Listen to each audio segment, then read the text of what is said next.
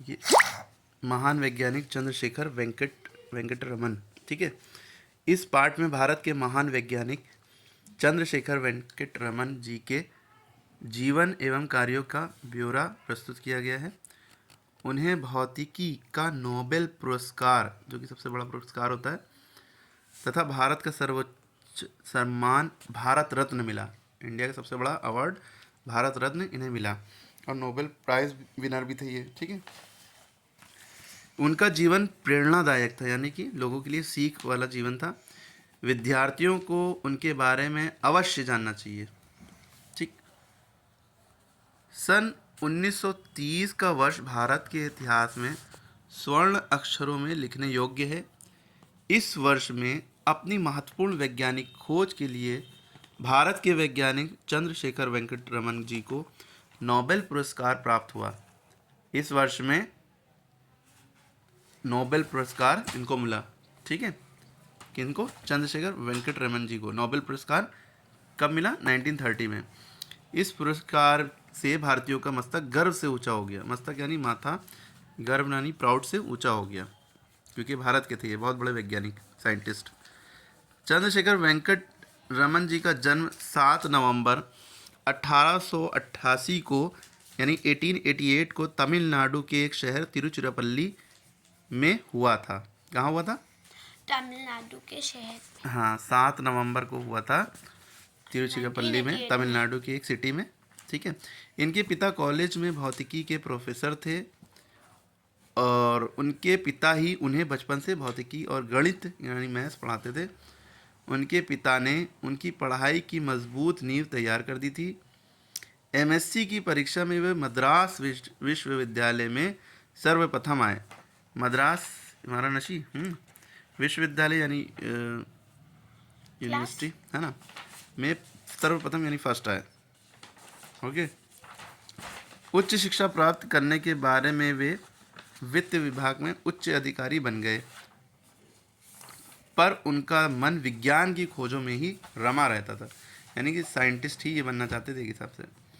सन 1921 की बात है। चंद्रशेखर वेंकट रमन जी समुद्री यात्रा पर थे। समुद्र के नीले पानी को देखना उन्हें बहुत अच्छा लगता था।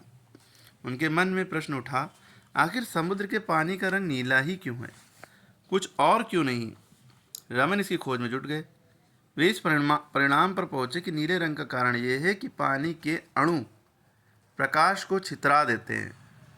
प्रकाश को छितरा देते हैं, इस वजह से छितरा देना मतलब स्कैटर कर देना। पानी के अणु प्रकाश को छितरा देते हैं ना, light due to scattering of light, ये होता है ना।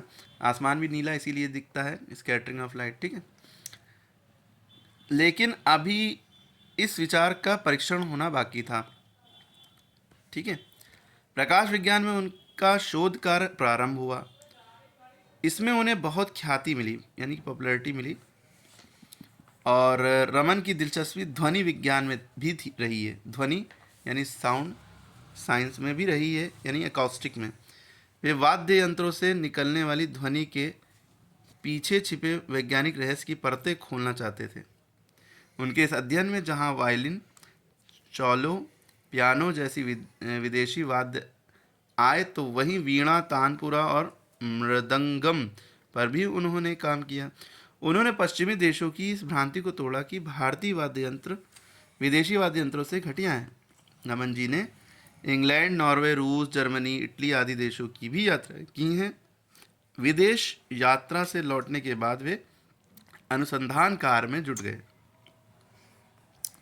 रमन जी ने अनेक ठोस और तरल पदार्थों पर प्रकाश की किरणों के प्रभाव का अध्ययन किया, यानी रिसर्च में लग गए थे और ये सारी चीज़ों के बारे में रिसर्च की। उन्होंने पाया कि जब एक रंगी प्रकाश की किरणें किसी पारदर्शी पदार्थ से गुजरती हैं तो उसके रंग में परिवर्तन हो जाता है।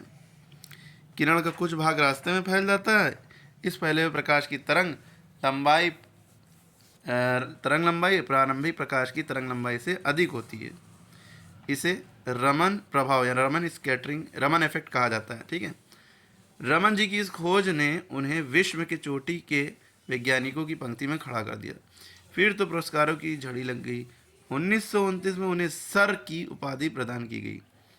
1930 में भौतिकी का नोबेल पुरस्कार मिला।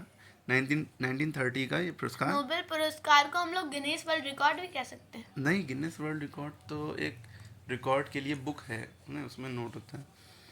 ठीक है, नोबेल पुरस्कार मिला। 1954 में उन्हें भारत सर्वोच्चतम सम्मान भारत रत्न से, यानी कि 1954 में भारत रत्न दिया, जैसे सचिन तेंदुलकर को मिल चुका है ना, और एपीजे अब्दुल कलाम को भी, है ना।